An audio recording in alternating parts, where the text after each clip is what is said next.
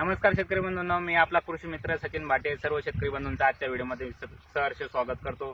अजूनपर्यंत तुम्ही आपल्या चॅनलवर नवीन असाल तर चॅनलला सबस्क्राइब करा, बेल आयकॉन बटन दाबा, जेणेकरून आम्ही पाठवलेले व्हिडिओ आपल्यापर्यंत लवकर पोहोचतील आणि त्याचा तुम्हाला फायदा होईल। तर शेतकरी बंधूंनो, आज आपण पुशेगाव या गावी आलेलो आहे, तालुका शेनगाव, जिल्हा हिंगोली। तर गणेश भाऊ प्रगतशील शेतकरी आहे, ते भाजीपाला माळव हे करत असतात। तर यांच्या शेतामध्ये यांनी सांबाराचा प्लॉट केलेला आहे, म्हणजे कोथिंबीरीचा प्लॉट हा यांनी पेरलेला आहे। पेरून आज यांना जवळपास फेकलेला आहे, पेरलं म्हणल्यापेक्षा फेकलेला आहे।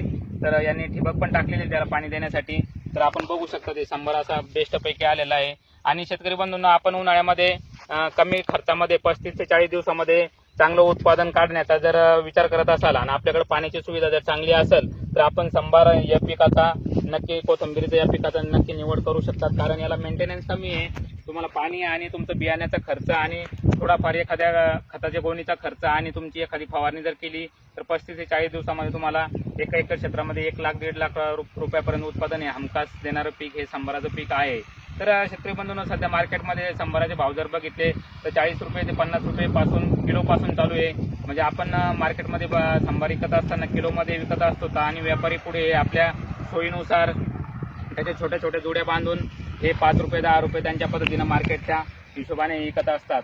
तर या सांबाराला आता 1 महिना झालेला आहे ना, आता हे 4-5 दिवसामध्ये आता हे बघू शकता तुम्ही, काढणीच्या अवस्थेमध्ये हा सांबार आलेला आहे। तर आपल्याला सांबाराचं नियोजन जर करायचं असेल तर आपण पुढच्या व्हिडिओमध्ये मी सविस्तर तुम्हाला कोणत्या जातीची लागवड आपण ही करायला पाहिजे, किती फूट अंतरावर आपण पेरणी करायला पाहिजे किंवा फेकायला पाहिजे, ते आपण पुढच्या व्हिडिओमध्ये नक्की सांगणार आहे। अजूनपर्यंत तुम्ही आपल्या यूट्यूब चॅनलवर नवीन असाल तर चॅनलला सबस्क्राईब करा आणि हा व्हिडिओ तुम्हाला कसा वाटला नक्की कमेंट करून सांगा।